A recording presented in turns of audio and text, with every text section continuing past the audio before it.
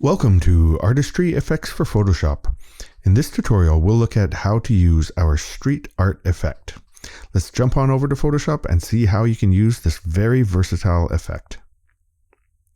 Okay, this effect is part of our Artistry Squared collection, which comes in a square template format. It's an artistic decision that we made for particular effects, and this is one included. So let's take a look at how to turn your photos into amazing looking street art effects. To get your photo into the template, all you need to do is double click on the top layer thumbnail right here, not on the text itself. So let's double click on the top layer thumbnail, and that opens up our smart object layer right here. And all we have to do to get our image into the smart object layer is to go up to the menu File, Place Embedded, and then choose an image that you would like to work with. For this example, I'm going to use this image right here. So after double clicking the image, it brings it into the template, and you can use the anchor points here to drag and stretch your image to fit the template any way that you like. I'm going to drag the image to fit the template like this. I'm going to go a little bit larger actually. So let's drag it out a little bit like that. And I'm going to slide the image down probably to about here is good. Okay, now to place the image and finalize that placement, all we have to do is click on the check mark up here. And then for this effect, you don't have to, but I do recommend removing the background from your subject. You can do that easily in Photoshop CC with the contextual taskbar by going up to the menu window down here and activating the contextual taskbar. That is this bar down here at the bottom. And all I'm going to do is click on remove background. And that does a good enough job for this effect. It doesn't have to be very clean for this effect. It is a street art looking effect, but we do need to remove the background layer here. So we're going to hide the visibility of that. And then we can lastly reposition our image if it is not in the right spot. I'm just going to move it over to the center a little bit more, right about here. Okay, that's great. So once you have your background removed and your subject extracted or not, all we need to do now is close the smart object layer by clicking the little X right here and then saying save. Yes, we do want to save that smart object layer. And then Photoshop will automatically work its magic for us and transform this image into street art. And there we go. The default looks really great. I love the way this one came out.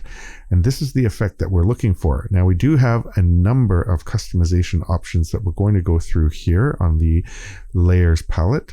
So let's start with the top layer group here, optional controls. We can toggle that open. And we have a number of optional controls here. So we'll start in the toning group. We can toggle that open. We have the option to darken the image, to brighten the image, and of course to add some contrast to the image as well.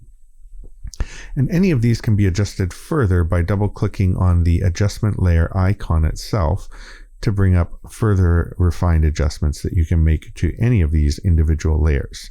For this particular effect, we don't really need to make any changes to the toning, so I'm going to toggle that closed and we'll move on down to color shift options. We'll toggle that open. We have the ability to add some vibrance to the image. And again, you can double click on that to further increase the vibrance if you would like. But for now, I'm going to turn that layer off. We have a manual color shift option. And again, double clicking on the adjustment layer icon gives us the ability to manually shift colors, as you can see here. Oh, the purple looks pretty cool, actually. But again, we'll just go with the default setting for the meantime. And we have the option to go with a black and white look, of course, which looks really good on a lot of images. So we always leave that in there. Okay, and we'll toggle close the color shifting layer group here and move on down to texture options. So if we toggle that open, we have a few different effects here. We have a vignette effect that works well with this particular, or all of these square effects. The vignette really draws the focus into the middle of the image. But for this particular one, I'm actually going to leave it off. We have some texture options here. We have grain, cracks, and sketch. And these tend to unify the image, the subject and the background in a very subtle way. So if we turn on grain, it's probably not going to show very well here on the tutorial resolution, but you can see the grain really gives sort of a uniform look to the entire image itself. And same with the cracks option here. You can see that effect. And for any of these, if you like the effect but you want to reduce the strength of it, you can lower the opacity. And we have a sketch effect here, which sort of adds a diagonal sketch look to the image itself. But for now, I'm going to leave all of the texture options turned off so that we can go through some of the other options without any distractions here. So we'll close up the texture options layer group. And we'll move on down to graffiti shapes. Now we have collected in here 26 different graffiti shapes, and some of them are turned on by default. And that is these little sort of color splashes, this text that you can see here, which really gives a graffiti type of street art look to the image. So we have the ability to toggle these on and off. We can turn on a number of them. Let's turn on that one there. So I've tried to label them so that you can go through them and see what you're getting just by name. So we have some paint splatter options right here. We have a star. You can toggle that on and off. You can see that on the image there. Just some paint streak effects. You can see here what that does. There's a number of these as well, different paint streaks showing up. Here's another one, and I can turn off that text one down here at the bottom just so we can have a look at some of these paint streak effects. There's a dripping effect. And let's say that we find one that we like. For this example, I'm going to go with this paint streak right here. I think this one is pretty cool. I'm going to highlight that layer to make it active, and I'm going to click Command or Control T so that I can transform the size of this one. So we can reposition this anywhere that we like for any of these. And I'm just going to bring down the size of it a little bit just to kind of make it blend with our image a little bit better. And then another thing we can do with each of these graffiti effects, we have an adjustment layer that's attached to each one of these. And if we double click on the color swatch, we can make adjustments to the color of that. So for example, let's go with something a little warmer.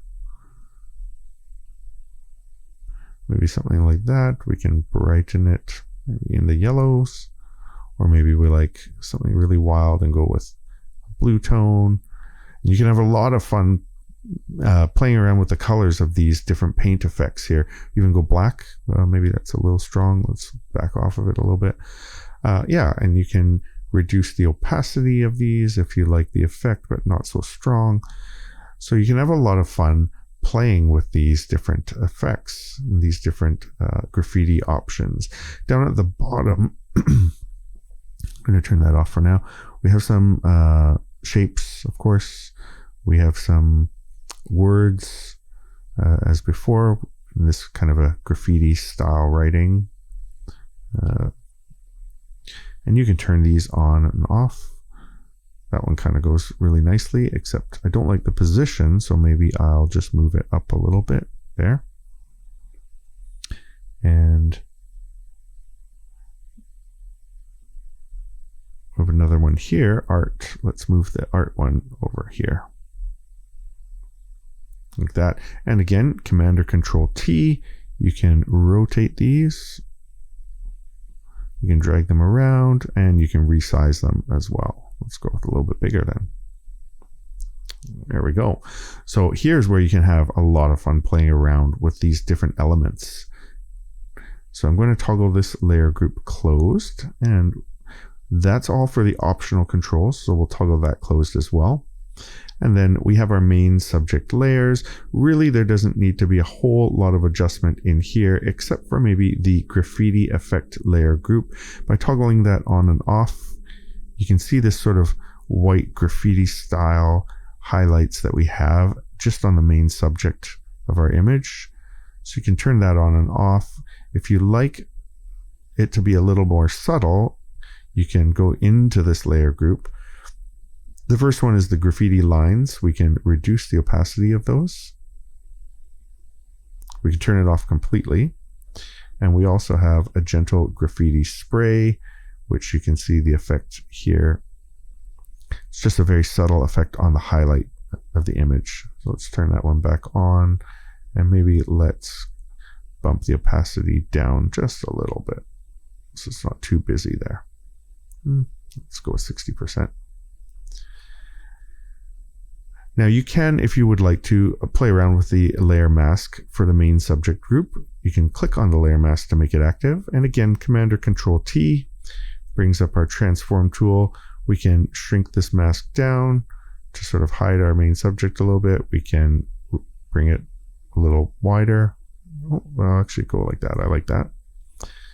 So yeah, you can play around with the size and shape of the main subject layer mask. And to finalize that, click the checkbox there. And then lastly,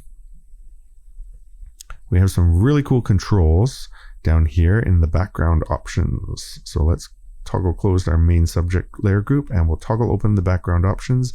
And here's where we have a number of different sort of artistic, custom designed, sketched wall textures. So we have the first one. You can turn that off to move down to the second one. And we have 7 of these to play with. This is one of my favorites right here. And we have a few more, actually, sorry, 8 effects to play with there. So that is our street art effect with a number of different options. The combinations are nearly limitless with this one. I hope you have a lot of fun playing with this one. And thank you again for choosing Artistry Effects by Photography BB. And happy photoshopping.